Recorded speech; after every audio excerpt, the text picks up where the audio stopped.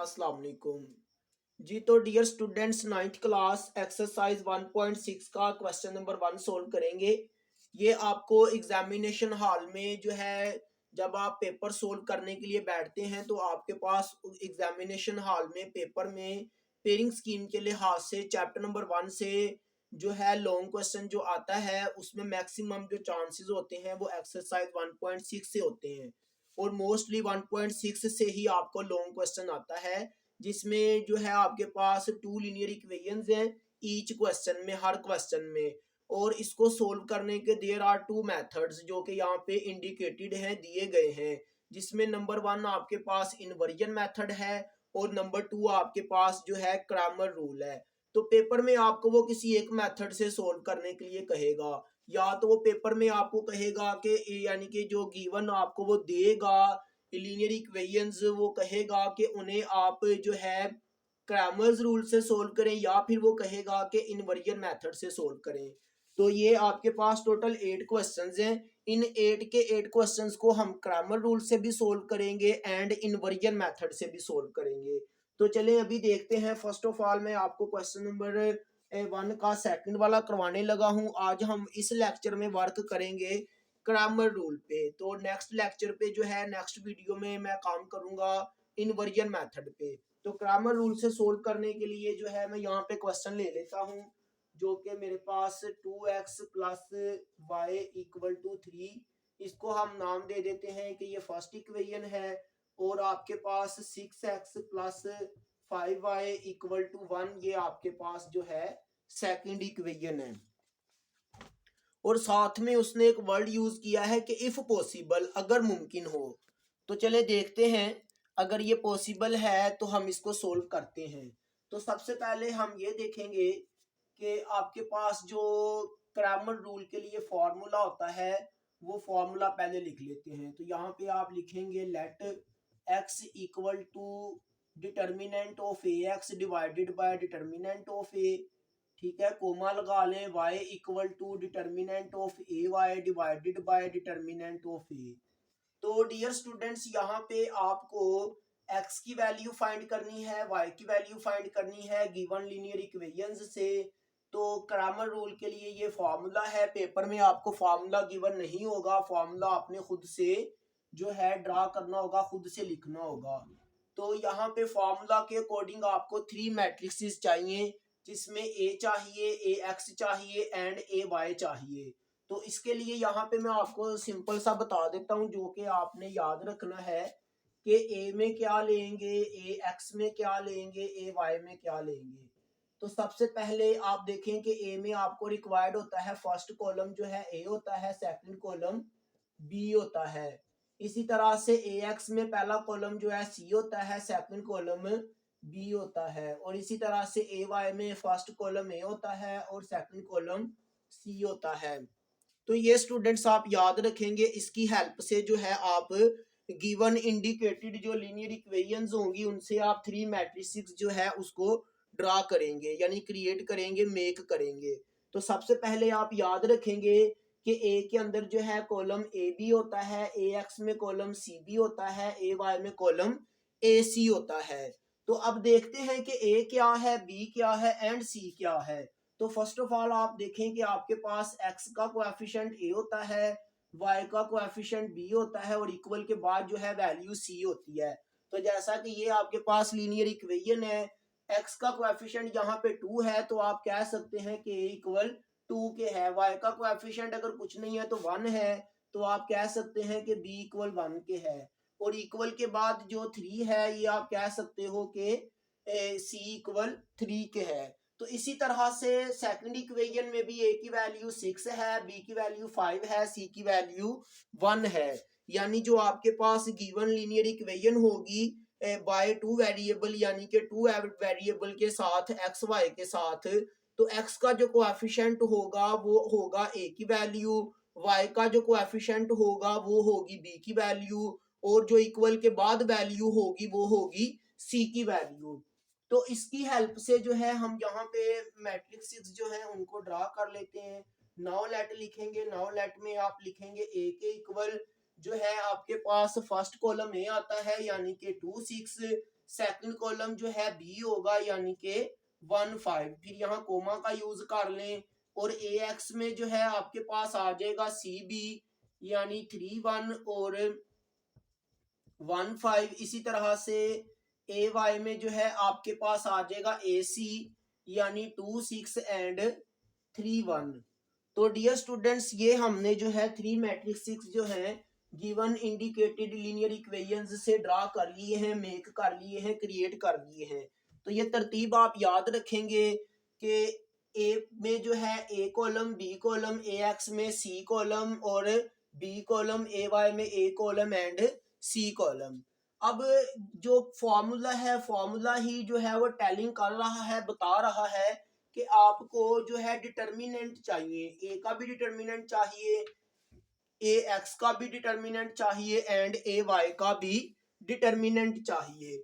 तो स्टूडेंट्स सबसे पहले हम ए का डिटर्मिनेंट निकालेंगे। ऊपर जो वर्ड्स हैं उनको देखें स्टेटमेंट के अंदर। स्टेटमेंट के अंदर जो वर्ड्स हैं उन वर्ड्स के अंदर उसने डिस्क्राइब किया है यानी कि बताया है कि इफ पॉसिबल, अगर मुमकिन हो। तो पॉसिबल से मुराद ये है कि पॉसिबल से जो प्रेफर वो कर रहा है वो ये कर रहा है कि अगर ए का डिटर्मिनेंट सिंगुलर आएगा यानी ए मैट्रिक्स का डिटर्मिनेंट अगर 0 आएगा, सिंगुलर आएगा, तो क्वेश्चन आगे सोल्वेबल नहीं होगा। तो अगर आपके पास जो है मैट्रिक्स ए का डिटर्मिनेंट नॉन सिंगुलर आता है यानी कि 0 से अलावा कुछ भी आता है, नेगेटिव या पॉजिटिव, तो देन जो है क्वेश्चन आगे सोल्वेबल होगा। तो चलें देखते हैं कि मैट्रिक्स ए का डिटर्मिनेंट सिंगुलर है या कि नॉन सिंगुलर है। तो अगर सिंगुलर होगा तो क्वेश्चन आगे सोल्वेबल होगा। तो वंस अगेन यहाँ लिख लेते हैं नाउ लेट में डिटर्मिनेंट ऑफ ए फाइंड कर लेते हैं। जो डिटर्मिनेंट फाइंड करने के लिए आप 2 को मल्टीप्लाई करेंगे 5 से, फिर माइनस बिटवीन में आता है यानी डायगोनल्स को मल्टीप्लाई करेंगे। ये डायगोनल्स के एलिमेंट हैं और ये नॉन डायगोनल के एलिमेंट हैं। तो डिटर्मिनेंट की डेफिनेशन ये होती है कि product of the diagonals and the non diagonals का जो डिफरेंस है, ठीक है, difference of the product of diagonals and non diagonals is equal to determinant. यानी डायगोनल्स के एलिमेंट को प्रोडक्ट करें, मल्टीप्लाई करें, फिर माइनस का साइन यूज करें एंड नॉन डायगोनल के एलिमेंट्स को मल्टीप्लाई करें। तो यहाँ पे जो है मैंने मैट्रिक्स ए के अंदर जो डायगोनल्स के एलिमेंट थे उनको मल्टीप्लाई करने से 2 5 10 आ गया, 1 6 6 आ गया। तो डियर स्टूडेंट्स जब हम 10 में से 6 को माइनस करते हैं तो 4 आता है। तो डिटर्मिनेंट ऑफ ए जो है ये 4 आ चुका है यानी नॉन सिंगुलर आया है। तो अगर ये सिंगुलर आता तो क्वेश्चन आगे सोल्वेबल नहीं था। तो ये अब आगे सोल्वेबल है यानी हम इसको सोल्व कर सकते हैं क्योंकि ए मैट्रिक्स का डिटर्मिनेंट जो है वो नॉन सिंगुलर है। अब इसी तरह से ए एक्स का डिटर्मिनेंट निकालेंगे, फिर ए वाई का। अगर ये सिंगुलर आता यानी 0 आता तो क्वेश्चन आगे सोल्व ही नहीं होना था। तो वंस अगेन लिख लेते हैं नाउ लेट लिख के नीचे कैमरे में नहीं नजर आएगा इसलिए मैं साइड पे कर देता हूँ। तो स्टूडेंट्स अब हम निकालेंगे डिटर्मिनेंट ए एक्स का। तो ए एक्स का डिटर्मिनेंट निकालने के लिए भी डायगोनल्स को मल्टीप्लाई करेंगे यानी 3 को 5 से मल्टीप्लाई करेंगे, माइनस आ जाएगा, 1 को 1 से मल्टीप्लाई कर देंगे। और यहाँ पे जो है एक चीज आप याद रखेंगे कि ए एक्स का डिटर्मिनेंट एंड ए वाई का डिटर्मिनेंट भले ही सिंगुलर आ जाए तो क्वेश्चन आगे सोल्वेबल होगा। यानी ए एक्स का डिटर्मिनेंट भी सिंगुलर यानी 0 आ जाए, ए वाई का डिटर्मिनेंट भी सिंगुलर यानी 0 आ जाए, देन क्वेश्चन आगे सोल्वेबल होगा। लेकिन जस्ट इस कंडीशन में कि अगर ए का डिटर्मिनेंट जो है 0 होगा, सिंगुलर होगा, देन क्वेश्चन आगे सोल्वेबल नहीं होगा। तो ये हो जाएगा 3 5 15, 1 1 1। तो डियर स्टूडेंट्स आप क्या करेंगे, ए एक्स का डिटर्मिनेंट के लिए 15 से 1 को माइनस कर देंगे तो डिटर्मिनेंट जो है आपके पास 14 आ चुका है ए एक्स का।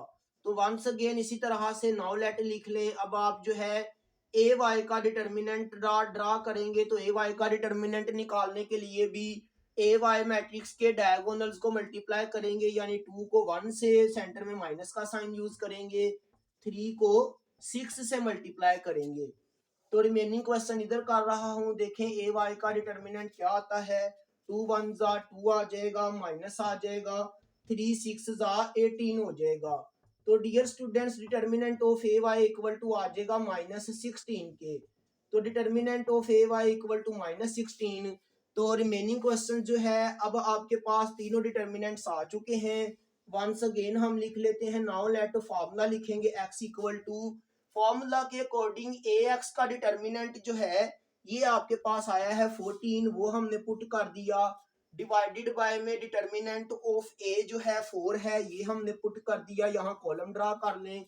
इसी तरह से y equal to a y का डिटर्मिनेंट जो है स्टूडेंट्स वो आपके पास है -16, ये पुट कर दिया।